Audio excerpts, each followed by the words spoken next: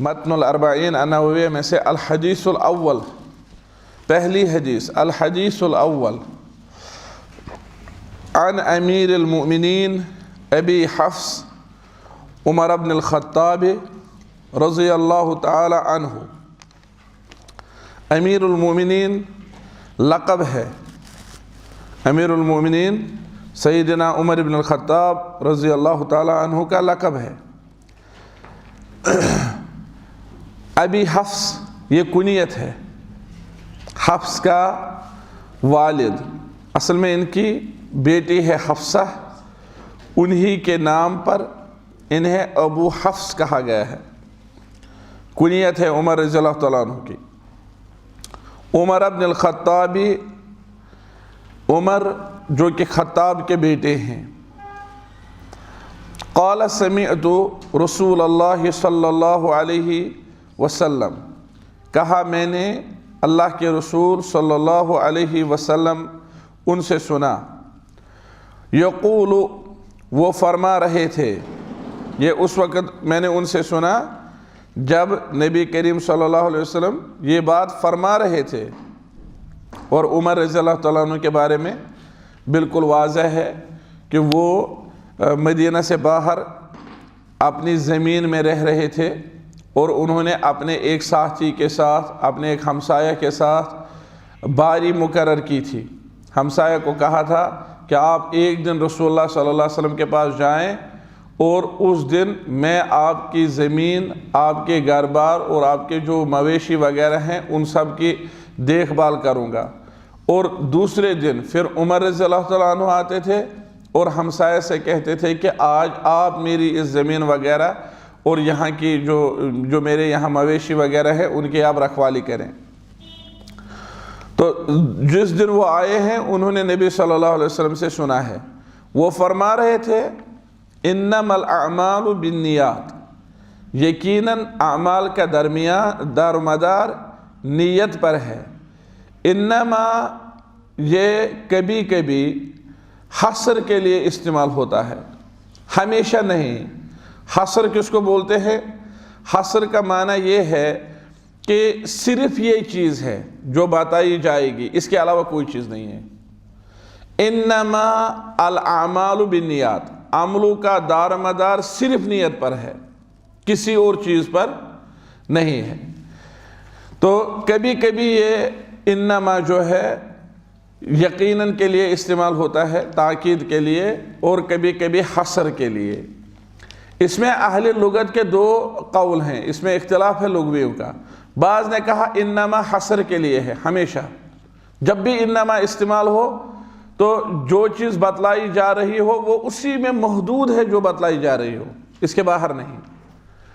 لیکن بعض اہل علم نے کہا، اہل لغت نے کہا نہیں، انما کبھی بھی حصر کے لیے نہیں ہوتا ہے، انہوں نے سرے سے انکار کیا۔ بعض نے کہا نہیں، یہ صرف حصر کے لیے ہوتا ہے، کوئی اور معنی نہیں ہے، جبکہ بعض نے کہا نہیں، یہ کبھی بھی حصر کے لیے نہیں ہوتا ہے بلکہ اس کے اور معنی ہے وغیرہ۔ لیکن اس سب میں درمیانی یہ ہے کہ کبھی کبھی انما جو ہے یہ حصر کے لیے ہوتا ہے، اور کبھی کبھی انما حصر کے لیے نہیں ہوتا ہے۔ جیسے نبی کریم صلی اللہ علیہ وسلم ان کی جو تعریف کی گئی ہے یا ان کا جو تذکرہ کیا گیا ہے، انما انت نذیر، انما انت، اگر یہ کہا جائے کہ انما حصر کے لیے ہے تو اس کا مطلب ہے کہ نبی صلی اللہ علیہ وسلم صرف نذیر ہیں، بشیر نہیں ہیں۔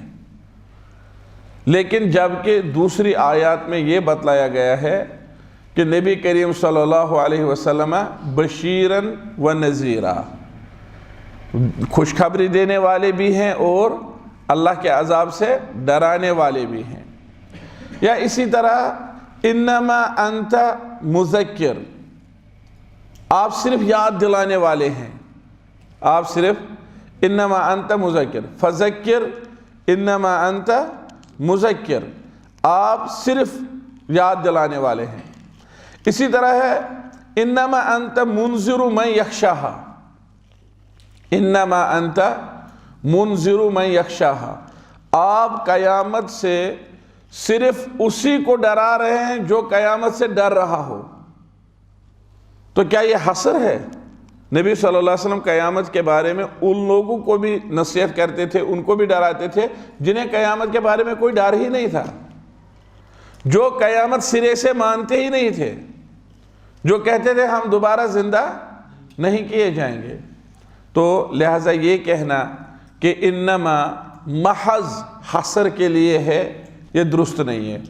یہ کہنا کہ انما حسر کے لیے کبھی نہیں ہوتا ہے، اس کے بہت سارے معنی، یہ بھی درست نہیں ہے۔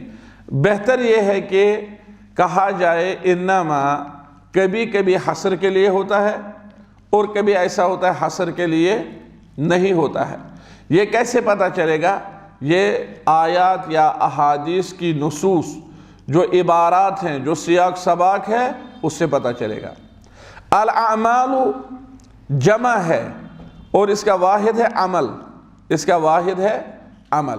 انما الاعمال، اعمال جمع ہے، واحد کیا ہے؟ عمل۔ عمل کس کو بولتے ہیں؟ العمل حرکت الجسم، یا آپ کہیں گے الحرکہ، حرکت کرنا، کام کرنا کوئی۔ اور یہاں پر مراد ہیں وہ اعمال جن سے انسان اللہ تعالیٰ کی رضا چاہتا ہو، جن سے انسان اللہ تعالیٰ کا تقرب چاہتا ہو، وہ اعمال۔ انما الاعمال، وہ اعمال جن سے انسان اللہ تعالیٰ کا تقرب چاہتا ہو، عبادت چاہتا ہو۔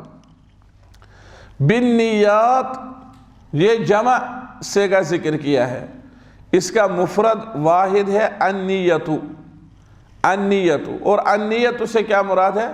القصد والارادہ۔ النیت سے کیا مراد ہے؟ القصد والارادہ۔ اور اصطلاحی طور پر نیت سے کیا مراد ہے؟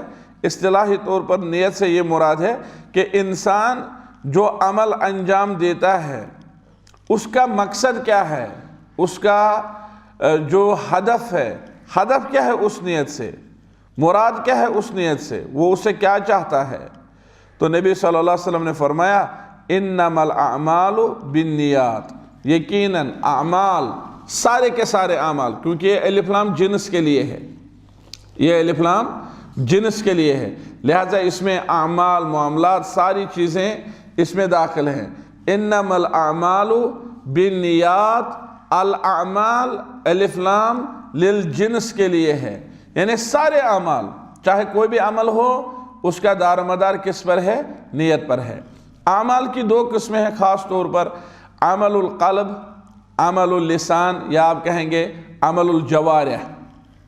اعمال القلوب، اعمال الجوارح، وہ عمل جو انسان دل سے کرتا ہے، مثلا توکل کرنا، مثلا امید رکھنا، یہ دل کے اعمال ہیں۔ خوف و خشیت رکھنا، تعظیم کرنا، اور پھر جو ہے جسم کے اعمال جیسے نماز پڑھنا یا اسی طرح روزہ رکھنا، یہ جسم کے اعمال ہیں۔ سلام کرنا، ذکر کرنا، یہ جسم کے اعمال ہیں۔ لیکن یہ ذکر جس خشیت سے ہو، خشوع سے ہو، وہ خشوع دل میں ہوتا ہے۔ جس تقوی سے روزہ رکھے جائیں لعلکم تتقون، وہ تقوی دل میں ہوتا ہے، وہ دل کا عمل ہے۔ اور روزہ جو ہے ظاہری طور پر جسم کا عمل ہے۔ انما الاعمال بالنیات، یقیناً تمام قسم کے اعمال کا دار و مدار کس پر ہے؟ وہ ہے نیات پر۔ اور نیت یعنی نیت کیا ہے؟ اب نیت ظاہری عمل ہے یا دل کا عمل ہے؟ نیت دل کا عمل ہے۔ اور اگر کوئی انسان، یہ کہتے ہیں اہل علم والنیت محلها القلب، نیت کا مقام دل ہے، اگر کوئی انسان زبان سے نیت کرے تو وہ بدعت ہے۔ نبی کریم صلی اللہ علیہ وسلم نے زبان سے نیت نہیں سکھائی ہے۔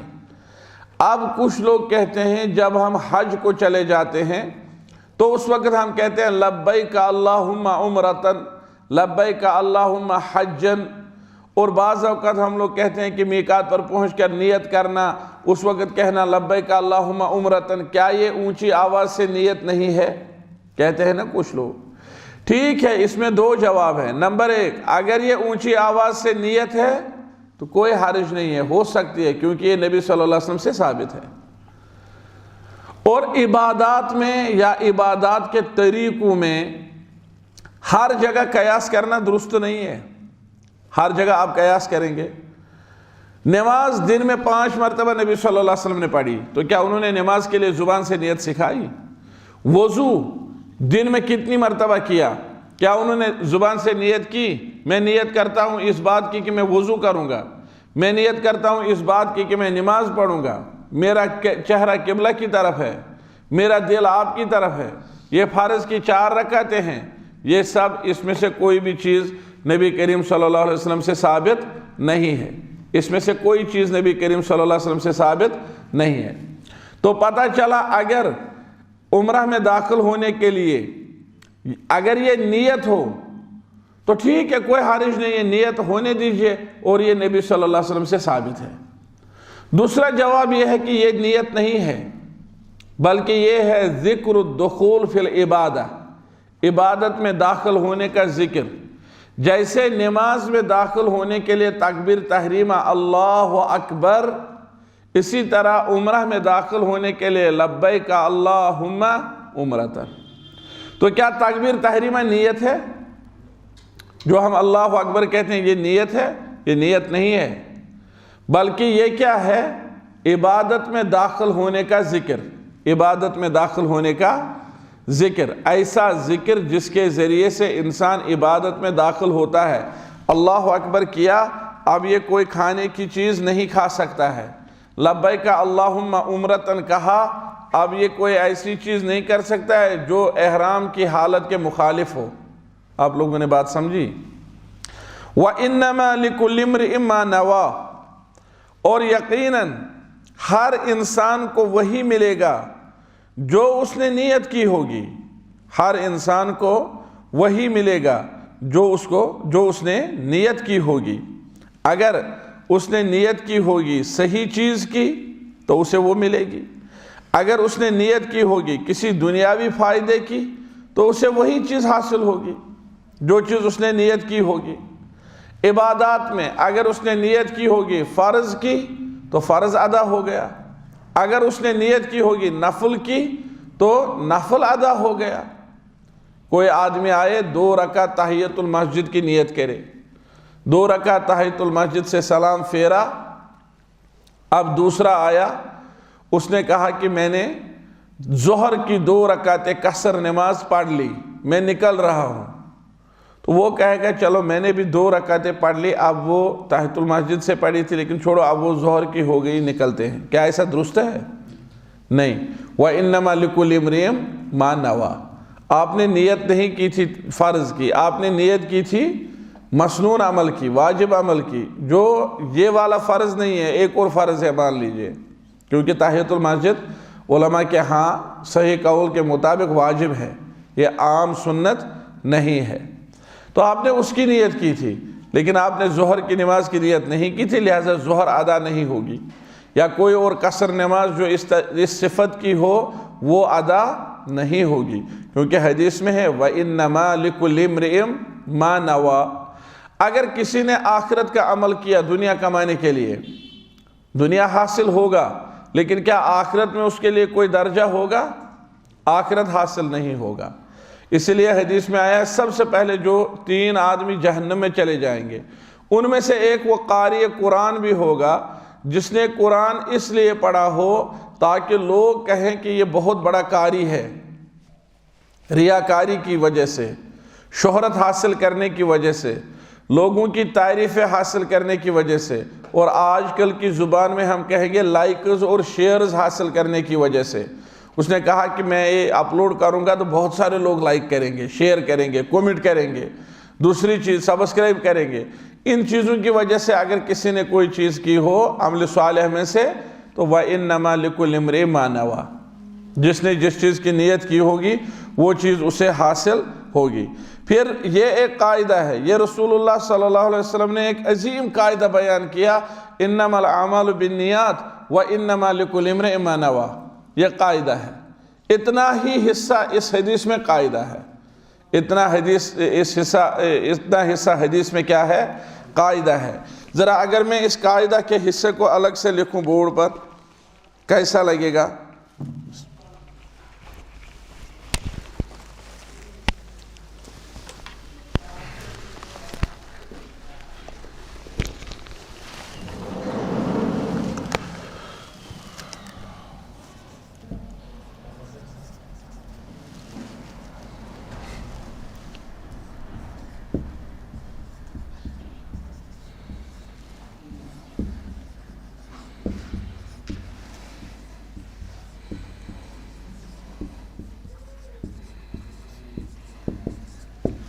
یہ اتنا حصہ قاعدہ ہے، انما الاعمال، یہ حصر کے لیے ہے، للحصر، الاعمال جمع ہے، اس کا مفرد عمل ہے اور اس کا معنی ہے حرکت۔ النیات جمع ہے، اس کا واحد نیتن ہے اور اس کا مراد ہے القصد والارادہ۔ وانما آ گیا لکل، یہ بھی آ گیا امرئن یعنی شخص۔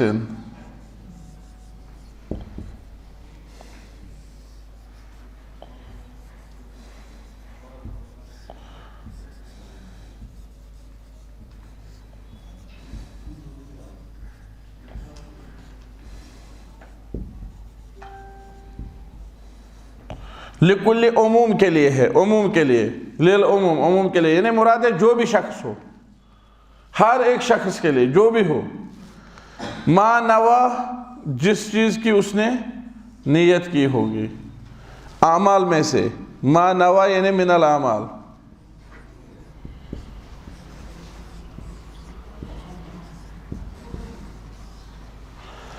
اعمال میں سے جس چیز کی اس نے نیت کی ہو وہ ملے گا۔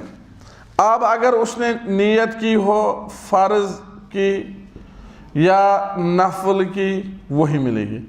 اگر اس نے نیت کی ہو عبادت کی، عبادت ہوگی۔ اگر اس نے ریاکاری کی ہو، ریا ہوگا۔ اگر اس نے لائکس اور شیئرز کے لیے یہ کیا ہوگا، وہی حاصل ہوگا۔ آپ نے بات سمجھی؟ اتنا حصہ حدیث کا قاعدہ ہے، انما الاعمال بالنیات وانما لکل امرئ ما نوی۔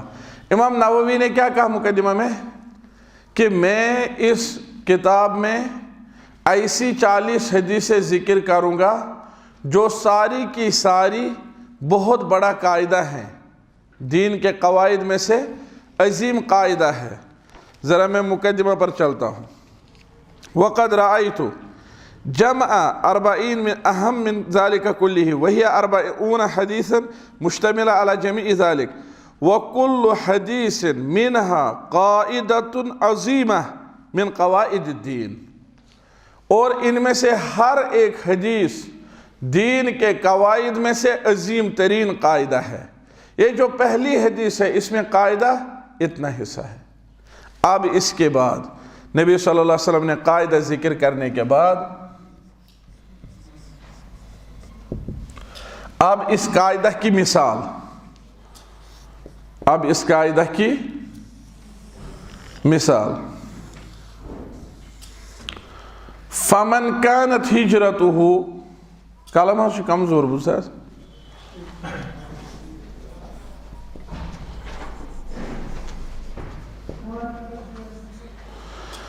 فمن كانت ہجرته، یہاں سے یہ مثال ہے، یہاں سے کیا ہے؟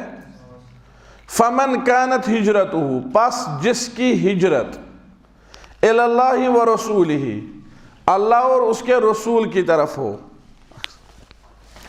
جس کی ہجرت اللہ اور اس کے فمن كانت ہجرته، پس جس کی ہجرت، ہجرت سے کیا مراد ہے؟ الانتقال، یہ شو ہم خود بوساد انا زی ہجوڑی بستال بالمسلم،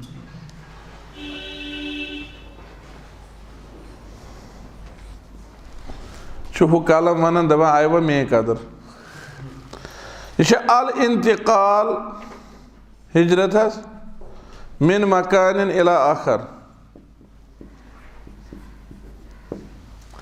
ہجرت کا کیا معنی ہے؟ ایک جگہ سے دوسری جگہ منتقل ہونا، ایک جگہ سے دوسری جگہ منتقل ہونا۔ فمن کانت ہجرتہ، پس جو بھی شخص، یہ مثال ہے، یہ نبی صلی اللہ علیہ وسلم نے قاعدہ وہ بیان کیا اور یہ کیا ہے؟ مثال ہے۔ اب فمن کانت ہجرتہ الی اللہ ورسولہ، الی اللہ ورسولہ، جس کی ہجرت اللہ اور اس کے رسول کی طرف ہو، یعنی ہجرت کا مقصد یہ ہو کہ اللہ راضی ہو، رسول صلی اللہ علیہ وسلم راضی ہو۔ ہجرت کا مقصد یہ ہے کہ اللہ کی عبادت کرے، رسول اللہ صلی اللہ علیہ وسلم کی اطاعت کرے، یہ ایک مقصد ہو سکتا ہے ہجرت کا۔ اب مثال میں ہجرت ہی کیوں ذکر کیا؟ کیونکہ وہ ہجرت کا زمانہ تھا، کیونکہ وہ ہجرت کا، جب نبی صلی اللہ علیہ وسلم نے یہ فرمایا، عمر رضی اللہ تعالیٰ عنہ فرماتے ہیں میں نے رسول اللہ صلی اللہ علیہ وسلم کو منبر پر فرماتے ہوئے سنا۔ ہم کہتے ہیں یہ ہجرت کا زمانہ تھا۔ حدیث سے ہمیں کیسے پتہ چلے گا؟ کیا پتہ یہ نبی صلی اللہ علیہ وسلم نے مکہ میں فرمایا ہو؟ حدیث سے کیسے پتہ چلے گا یہ کب فرمایا ہے؟ آپ لوگ اندازہ لگائیے، حدیث سے کیسے پتہ چلے گا کہ یہ حدیث کب فرمائی ہے؟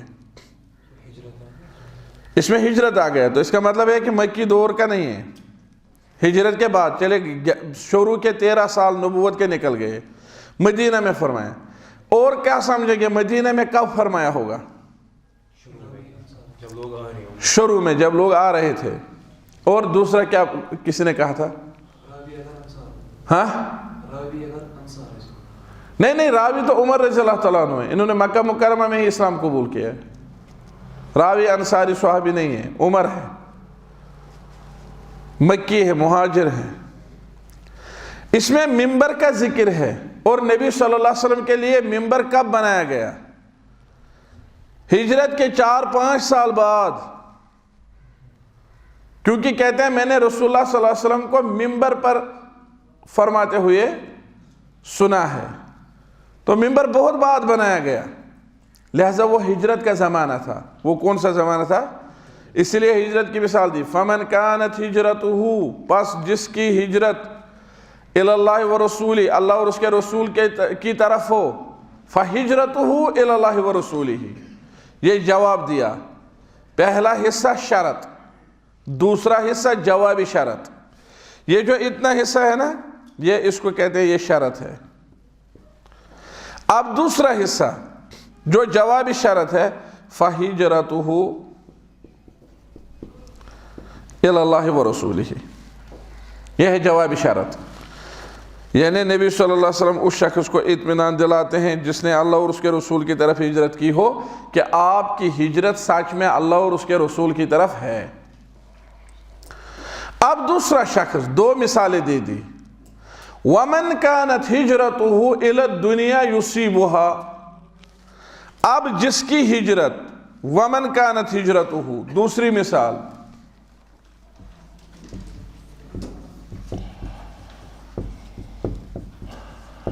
إِلَى دُنْيَا أَوْ إِلَى امْرَأَةٍ،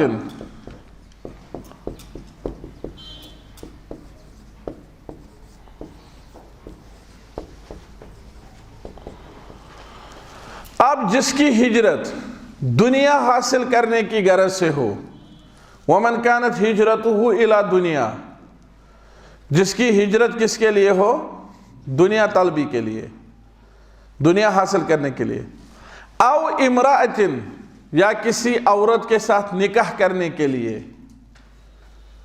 یہ 2 ہی چیزیں کیوں بتلائی مثال میں؟ کیونکہ عموماً جب نقل مکانی انسان کرتے ہیں تو انہی 2 چیزوں کی وجہ سے کرتے ہیں، یا تو دوسرے شہر میں کمانے جاتے ہیں، یا دوسرے شہر میں شادی کرنے جاتے ہیں۔ گھر پہ چھنس گسن، یہ چھنا ایک شہر پہ 20 شہرس گسن، یہ کم خاطر چھو گسن؟ گھر پہ گسن چھو گسن نکاح خاطر۔ جس کی ہجرت، جس کی نقل مکانی اللہ اور اس کے رسول کے لیے ہو، اس کی نقل مکانی اللہ اور اس کے رسول کے لیے ہے۔ اب جس کی ہجرت دنیا حاصل کرنے کے لیے ہو یا کسی عورت سے شادی کرنے کے لیے ہو، فَهِجْرَتُهُ إِلَى مَا هَاجَرَ إِلَيْهِ، تو اس کی ہجرت اسی چیز کی طرف ہے جس کی طرف اس نے ہجرت کی ہے۔ اس میں نہیں فرمایا تو اس کی ہجرت دنیا کی طرف ہے یا عورت کی طرف ہے، کیونکہ اس صورت میں ہجرت کے مقاصد بہت زیادہ ہو سکتے ہیں۔ اس صورت میں ہجرت کے مقاصد، لہذا نبی صلی اللہ علیہ وسلم نے یہاں پر یہ کھلا چھوڑا، اس کو بند نہیں کیا، یہاں پر بند کیا۔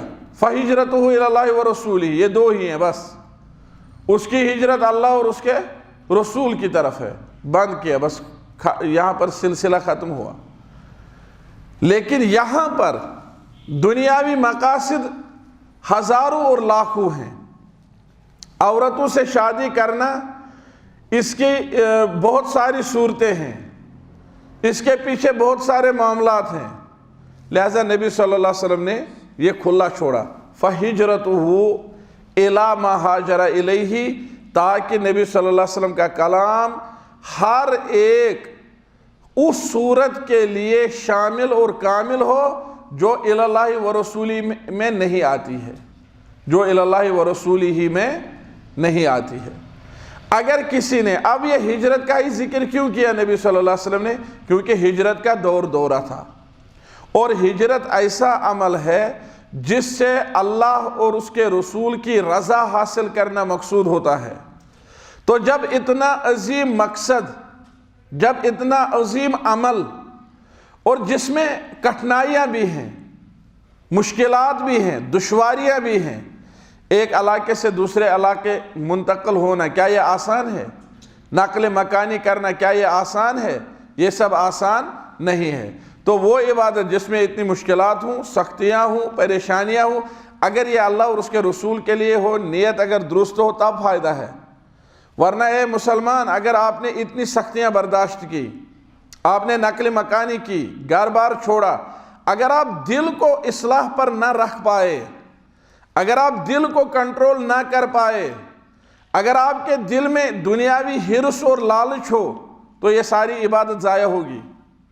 آپ کو وہی ملے گا جو آپ نے ارادہ کیا ہو، چاہے کسی دنیاوی فائدہ کا ارادہ کیا ہو یا کسی عورت سے شادی کرنے کے لیے آپ کا مقصد ہو اور اس کے لیے آپ نے ہجرت کی ہو، تو آپ کو وہی ملے گا۔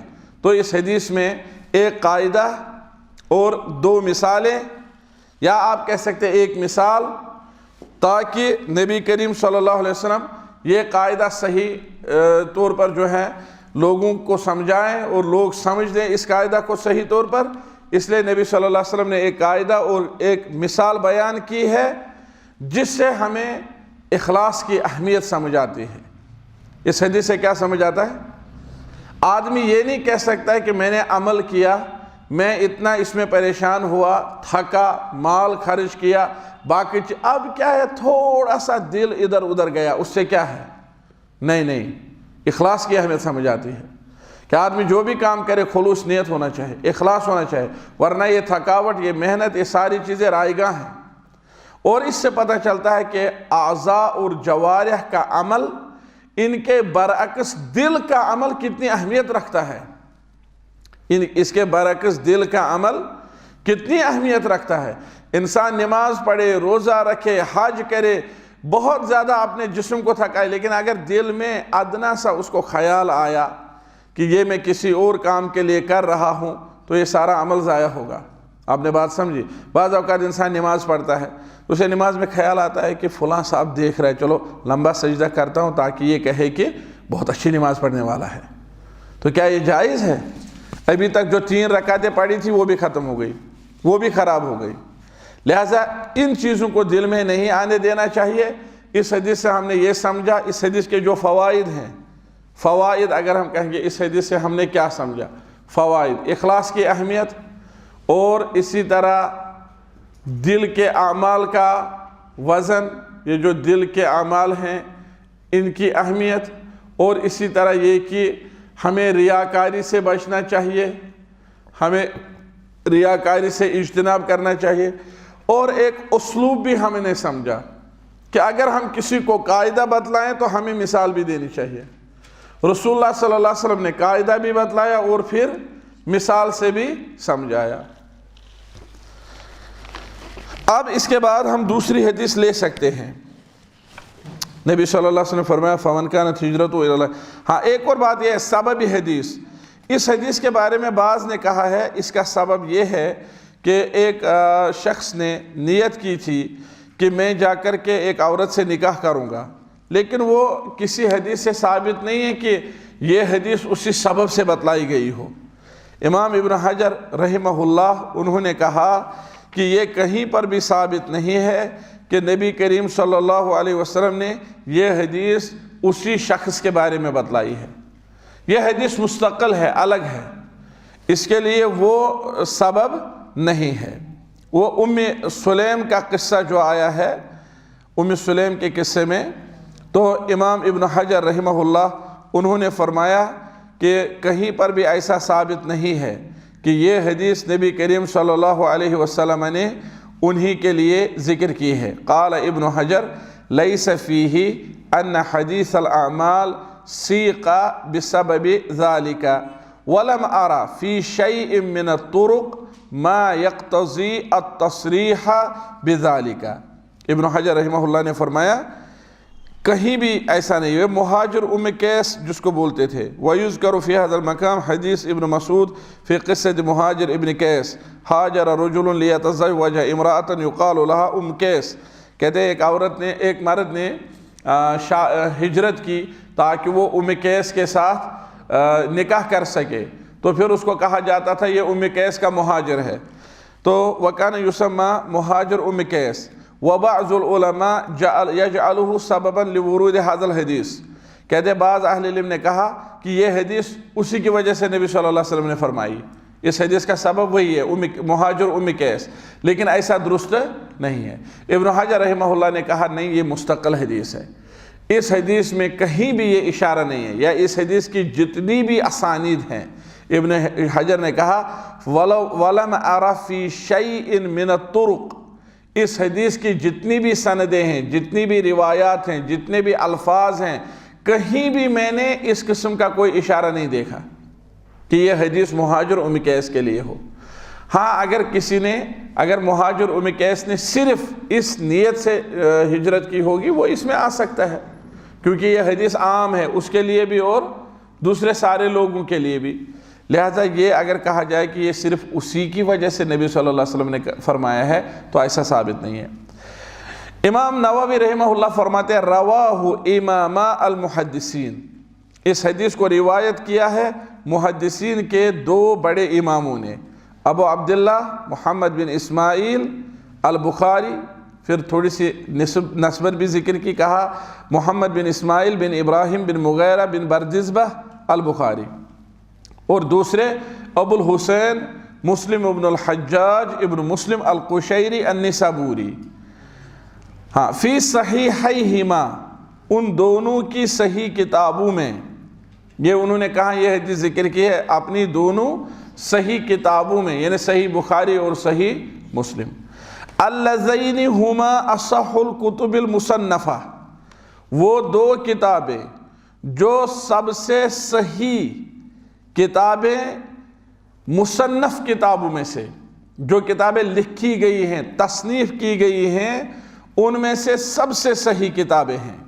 اصح الکتب المصنفہ، سب سے صحیح کتابیں جو لکھی گئی ہیں تصنیف کی گئی ہیں، تو یہ نہیں فرمایا اصح الکتب بعد القرآن، قرآن کے بعد سب سے صحیح کتابیں، یہ نہیں کہا، بلکہ کہا سب سے صحیح کتابیں ان میں سے جو کتابیں لکھی گئی ہیں۔ تو قرآن تصنیف نہیں ہے، قرآن اللہ کی تصنیف، قرآن اللہ کا کلام ہے، کلام اللہ۔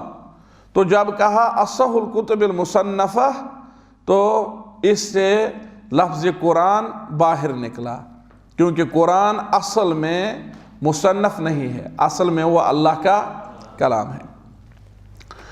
پھر کہا کہ یہ جو سب سے صحیح کتابیں ہیں صحیح بخاری اور صحیح مسلم، انہی میں یہ حدیث آئی ہے۔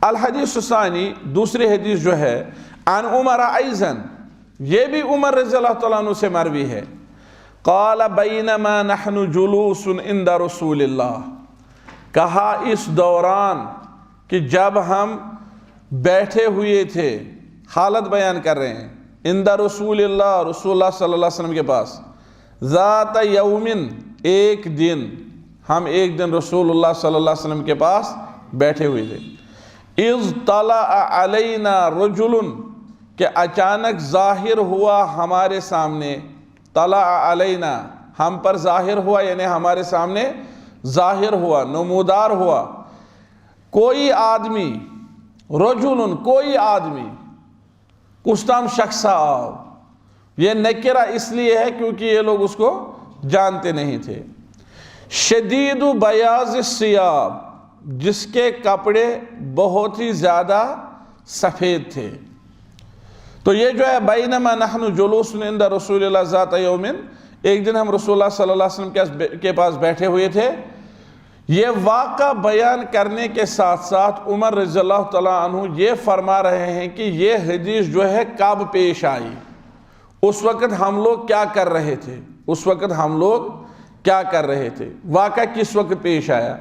اگر راوی یہ بتلائے کہ واقعہ کس وقت پیش آیا، اس وقت ہم کیا کر رہے تھے، یہ اس بات کا ثبوت ہے کہ راوی اس حدیث اور اس واقعہ سے پوری طرح واقف ہیں، لہذا جب پوری طرح واقف ہو تو اس کو یہ واقعہ صحیح طور پر یاد بھی ہوگا اور اس میں کسی خلل کا وہ امکان نہیں ہے، کیونکہ بعض اوقات انسان بھول جاتا ہے، انسان کو یاد نہیں رہتا کیا ہوا، کیسے ہوا۔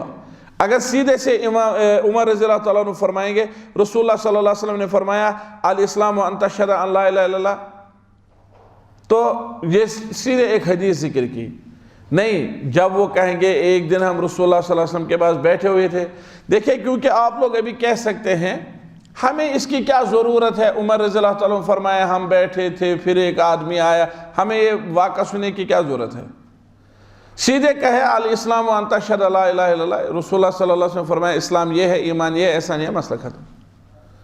یا ہمیں کیا ضرورت ہے، عمر رضی اللہ تعالیٰ عنہ فرمایا کہ میں نے رسول اللہ صلی اللہ علیہ وسلم سے سنا جب وہ منبر پر تھے، سیدھے کہے قال رسول اللہ انما الاعمال بالنیات، نہیں، یہ جو اس سے پہلے تھوڑا سا سیاق سباق راوی ذکر کرتا ہے کہ یہ حدیث کب فرمائی، اس وقت نبی صلی اللہ علیہ وسلم کہاں پر تشریف فرما تھے، ہم لوگ کہاں پر تھے، تو اس سے پتہ چلتا ہے کہ راوی اپنی اس حدیث کو پوری طرح سے یاد رکھے ہوئے ہیں، اور یہ زیادہ ترجیح کے وقت یہ چیز زیادہ کام آتی ہے، ترجیح کے وقت اگر مثال کے طور پر کوئی اور حدیث بیان کرے اور وہ یہی انما الاعمال بالنیات والی حدیث روایت کرے کسی اور سے، اور پھر اس میں الفاظ کا تھوڑا سا اختلاف ہو یا کوئی اعتراض ہو، تو آپ کہہ سکتے ہیں نہیں، عمر رضی اللہ تعالیٰ عنہ کی حدیث راجح ہے، کیونکہ وہ خود اس خطبے میں موجود تھے، انہوں نے خود رسول اللہ صلی اللہ علیہ وسلم سے سنا ہے۔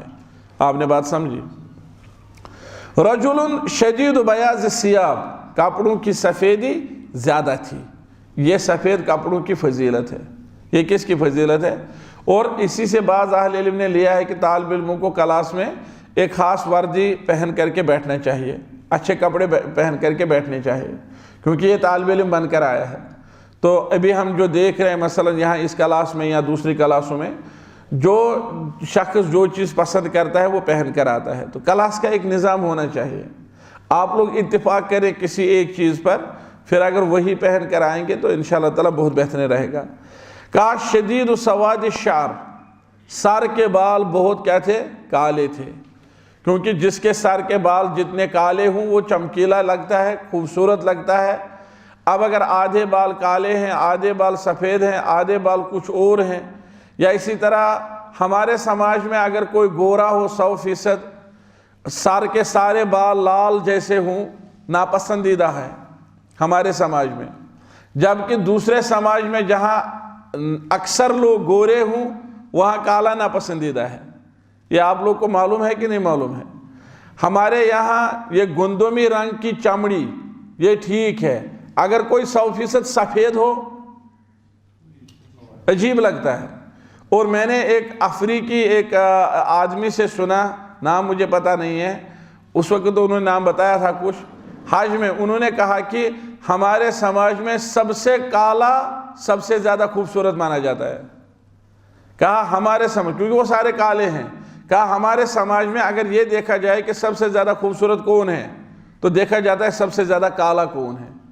اگر کوئی کالا نہیں ہے، آپ لوگوں کی طرح گندمی ہے، تو ہمارے سماج میں بدصورت مانا جاتا ہے، کہا جاتا ہے اس میں کوئی عیب ہے، کوئی بیماری ہے، اس لیے اس کا رنگ ایسا ہو گیا ہے۔ تو اللہ تعالیٰ نے مختلف لوگوں کو جو ہے مختلف پسندیں عطا کی ہیں، کسی کو یہ رنگ پسند ہے، کسی کو یہ۔ تو انہوں نے کہا کہ شدید سواد الشعر، کیوں؟ کیونکہ عرب اصل میں گندمی رنگ کے تھے، ان کے سر کے بال بھی کیا تھے؟ کالے تھے۔ تو یہ دیکھیں، انہوں نے کپڑے بھی دیکھے ہیں، بال بھی دیکھے ہیں۔ اچھا، اسے لگتا ہے ٹوپی نہیں پہنی تھی، ورنہ بالوں کے بارے میں نہیں کہتے۔ آپ نے بات سمجھی؟ تو خوش ہو گئے وہ لوگ جن کو ٹوپی نہیں ہے۔ چلے بہرحال انشاءاللہ اگلے درس میں ہم یہاں سے آگے چلیں گے، یا یہ ایک جملہ پڑھ لیجئے، لا یرا علیہ اثر السفر، اس پر سفر کے آثار نہیں پائے جاتے تھے، اس پر سفر کے آثار کیا ہیں؟